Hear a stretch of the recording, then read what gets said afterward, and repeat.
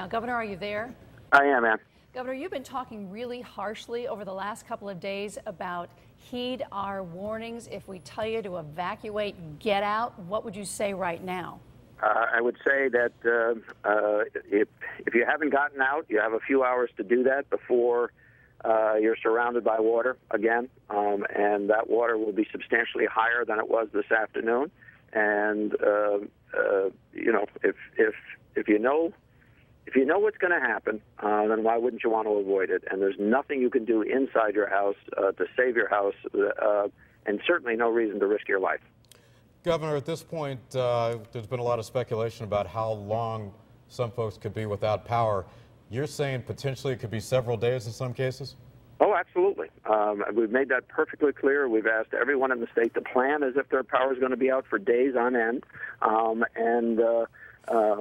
lot of this, the level of damage won't be known until tomorrow morning. Once we understand how high the tide got, we'll understand that tonight. What the facilities have been seriously damaged, and that's going to give us a much better view. We're also seeing the winds kick up every few minutes as I'm watching the screens in the office that I'm sitting in. We're seeing more and more power outages as a result of wind. That will be compounded potentially by outages caused by flooding tonight, and absolutely. We've asked people to have water. If you still have power, you know, fill your bathtub, fill any pots and pans you have with water, and put a cover on it, and because you may need it in the coming days. We've been very clear about this. We're not sugarcoating anything, I can assure you. Governor, as with such catastrophes as we're about to experience, we are hearing reports of price gouging going on right now, and also several armed robberies across the state. You would say what to that? Well, you know, we have armed robberies every single day, but crime is at an all-time low in Connecticut, lowest it's been since 1968. Crimes are down significantly since I became governor, but we'll respond to every one of those. On the price gouging side, our consumer protection people are working. There is, and I don't have it with me, I apologize, but there is a hotline number which can be ascertained on a website for Consumer Protection Agency.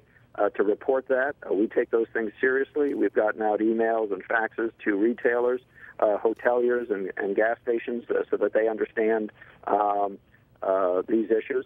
You can also go to www.ct.gov/Sandy to report as well.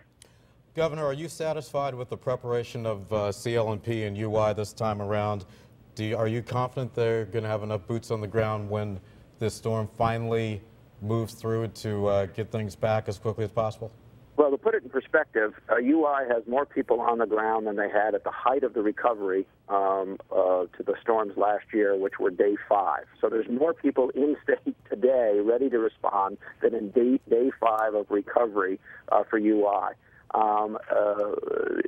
CL&P has well over 1,000 additional people, both line crew people as well as tree people. Actually, I think they're now pushing 1,500 at this point, but they give an update every few hours as well. Am I satisfied that they are taking this seriously? Clearly, they are. We'll make judgments about how well prepared they were when we're able to take this thing apart and understand how everyone responded, quite frankly, including myself. That's the evaluative process that you have to go through every time you go through one of these instances. Governor, first responders are standing by 24/7 now as the winds really kick up and the waters get really, really high, perhaps historically. Can you speak to the first responders in the state and how they're ready to go? They're ready to go. I mean, you couldn't be, if you were governor of the state, you couldn't be prouder of the fire personnel spread across the state or our police departments. They were out going door-to-door households, urging people to leave as early as yesterday morning, and have kept that up. They're doing a great job. The EOC, the emergency responders and coordinators in each of the towns have done an extraordinary job. I did a telephone call of waterfront communities yesterday at 12 o'clock. We had never done anything quite like that before. I'm doing it again at 2:30 today because it's the waterfront communities where loss of life is most likely to occur at this point. We want to make sure that we're fully coordinated. They're doing an outstanding job. And the disaster declaration went out ahead of this storm, which many of the governors did do. Are you happy with how FEMA is responding?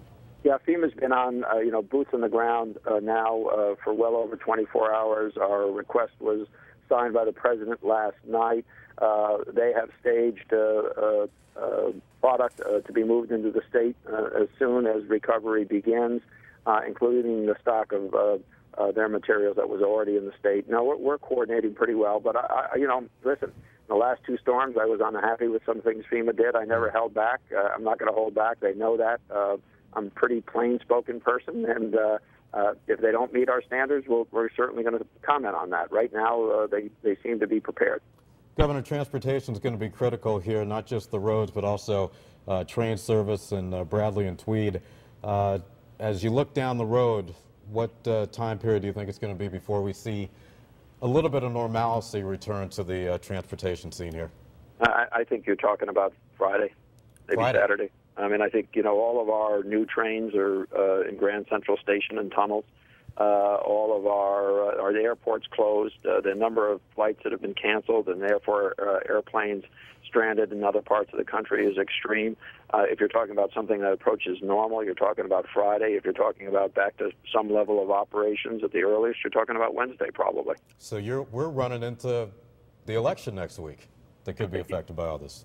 There's no doubt in my mind that there will be, if the worst case scenarios play themselves out, and we always plan for worst case scenarios, we plan at the level that we expect is reachable. So right now, the reachable expectation is the worst case scenario for Connecticut. If that happens, life is going to be disrupted for many people for many days to come. And then we just have to deal. You mentioned the trains at Grand Central. Is there any talk of any flooding? They've closed the tunnels in New York City. They're keeping their fingers crossed about the subways.